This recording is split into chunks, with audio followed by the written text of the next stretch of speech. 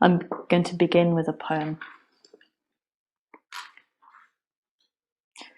This is Carmel Point by Robinson Jeffers.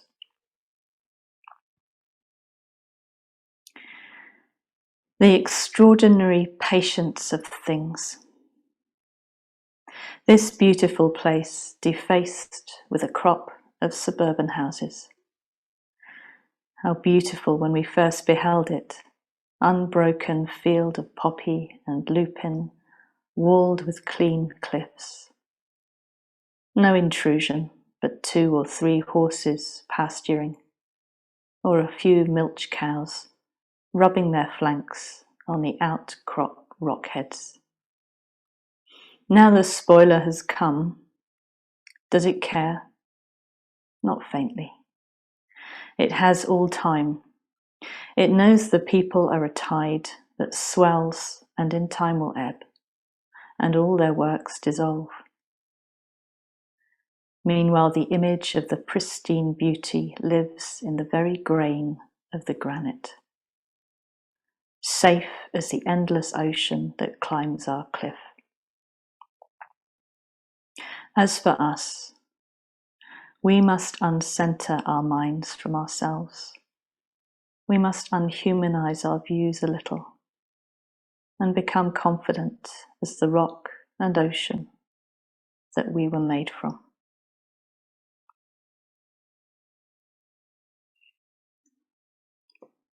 So I was reminded of that poem a couple of days ago when Paramanda recited it for the Earth meditation. Some of you might have been there.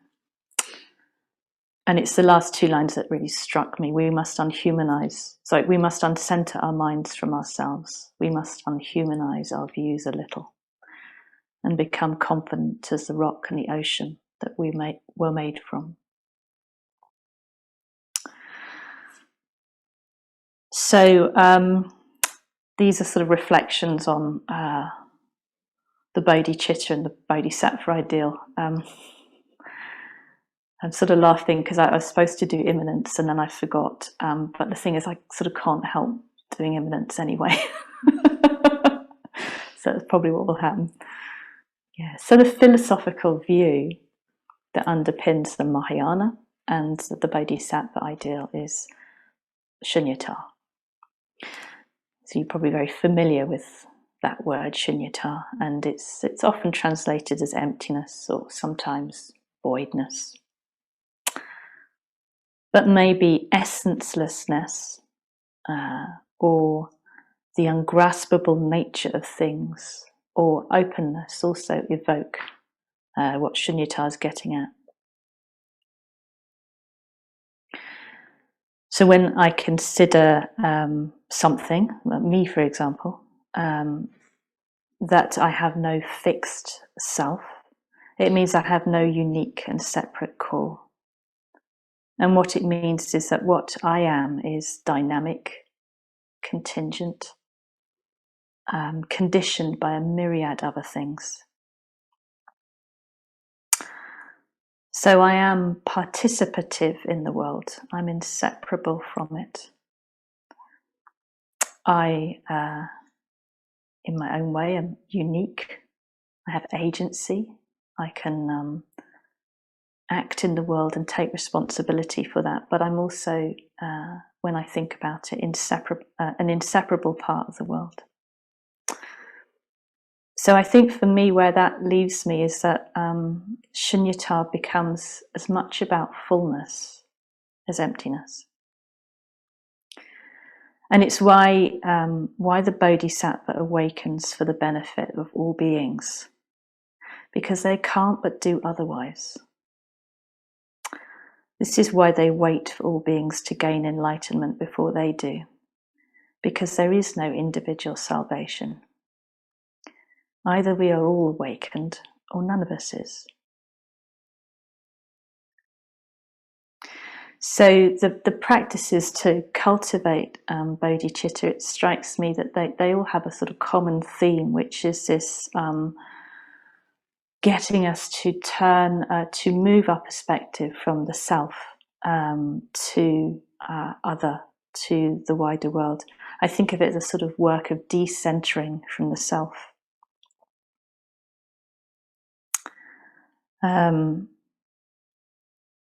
Which includes a sort of moving of our practice from one of individual awakening to something participative, or a sort of cosmic awakening even.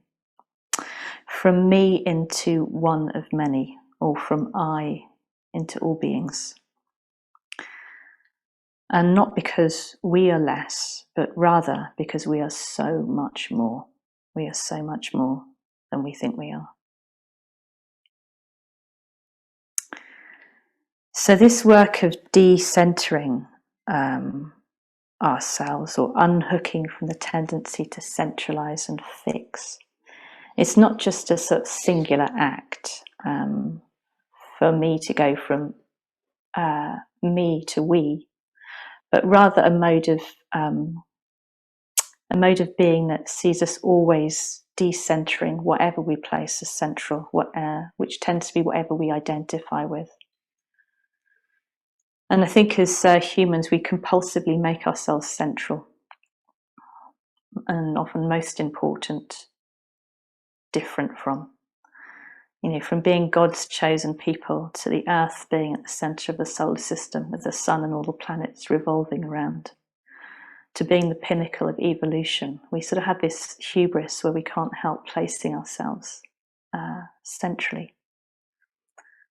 And each time this centralized perspective of being special and above all else is overthrown, it's quite traumatic for our sense of identity. I don't think decentering is very easy. And all the practices of cultivating bodhicitta are this move from me to we. And actually, if I can open out from me to the whole of humanity, well, that alone is almost inconceivable, and that would be amazing if I could do that. But then I think, well, what about all beings? What about all animals? What about plants? What about fungi? What about inanimate matter? And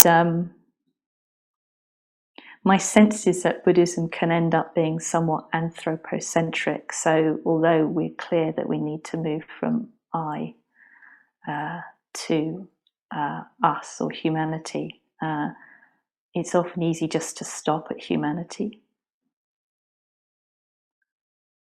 I think it's easy for us to conflate all beings with all of humanity and stop there.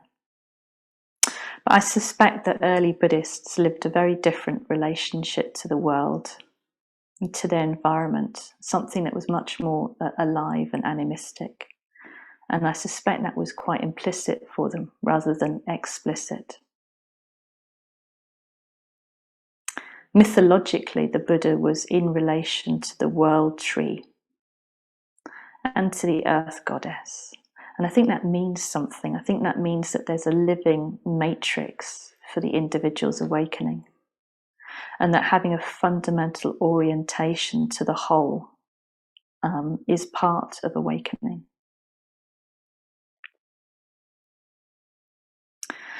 So based on that sort of way of thinking, for me, the arising of the bodhicitta is about trying to come into relationship with some sort of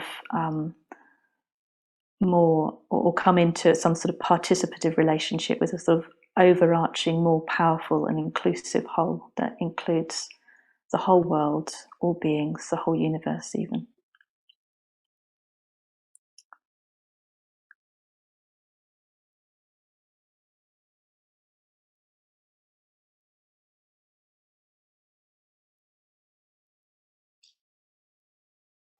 So if we hold that perspective, then meditation and ethics and reflection and contemplation become a gift to this whole, becomes a contribution to the world, to the universe.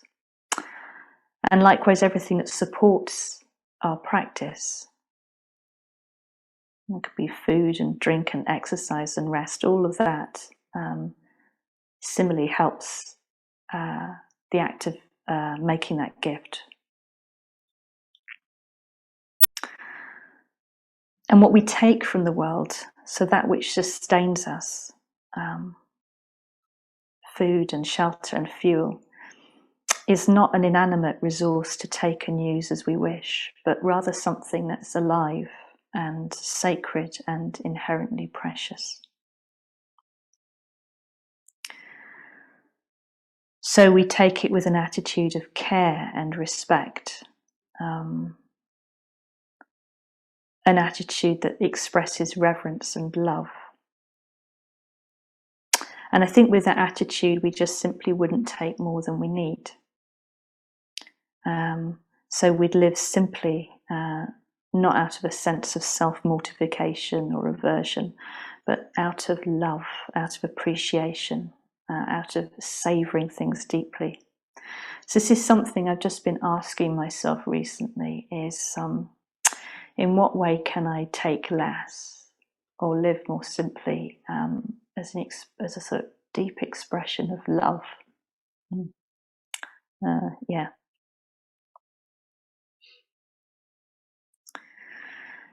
So another aspect, another area that I been sort of thinking about and trying to practice is trying to be fully present. I know this gets talked about quite a lot. I think it's quite essential. I try and do this each day in meditation, and then I get up and it pretty much goes straight away. But being fully present, I mean that almost on a sort of cellular level, somatically. To be completely, fully present, with a sense of there's no end to the depth of that. I think we will have a sort of infinite depth to ourselves. And to be fully present to a world that also has an infinite depth. So physical tensions and blocks and the sort of incessant mental narratives that we can have are all ways to be superficial in the world, or to be a bit hidden, unavailable. So this is something I keep trying to, it's like Chandra Prabha says, you just keep taking the next step. I keep trying to sort of open that out in meditation each morning. And also other times when I remember. So I put "like now" in capital letters on my notes here. So question for myself, like, can I be fully present right now? Can we all be fully present right now?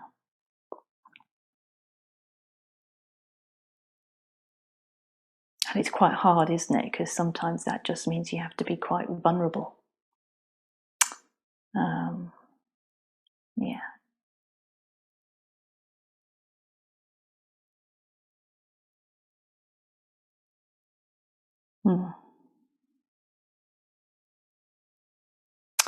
So I think we can often confuse world with worldly. And by worldly, we mean mundane, or lacking in this open dimension of being, lacking in the sort of infinite depth that I was talking about, lacking in transcendence. But the world is what manifests to our consciousness, and we don't know what that is. But a worldly mind, a mind that doesn't have that open dimension, will see the world as mundane. And a transcendent mind will see the world as sacred. So I'm trying to learn to see the world as sacred, as infinitely deep, as a gateway to an open dimension.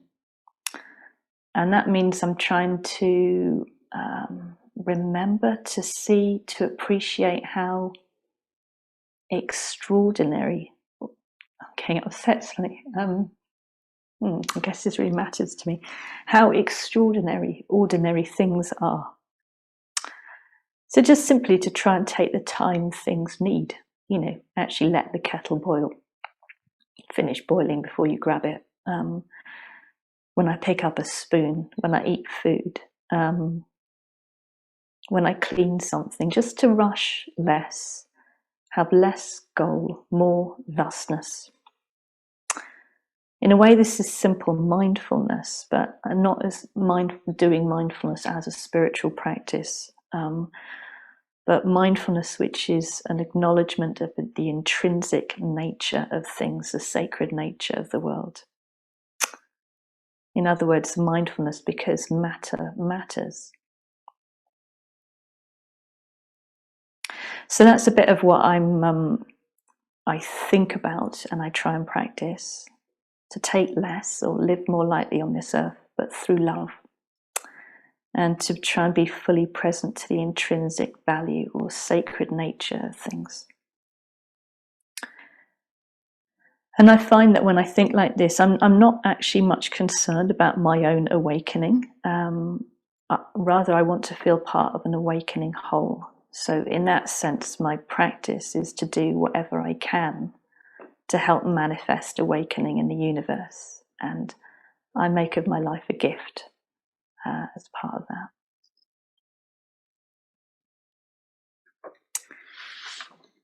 So that's all I wanted to say, and I think I'll just finish with that poem again.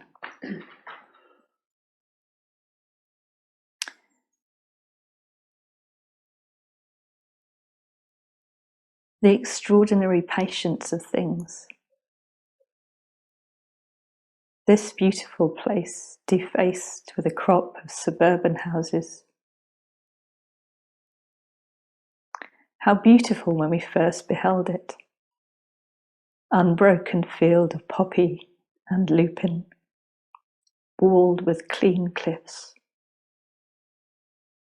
No intrusion, but 2 or 3 horses pasturing, or a few milch cows rubbing their flanks on the outcropped rockheads. Now the spoiler has come. Does it care? Not faintly. It has all time. It knows the people are a tide that swells and in time will ebb, and all their works dissolve. Meanwhile, the image of the pristine beauty lives in the very grain of the granite, safe as the endless ocean that climbs our cliff. As for us, we must uncenter our minds from ourselves. We must unhumanize our views a little and become confident as the rock and the ocean that we were made from. Thank you.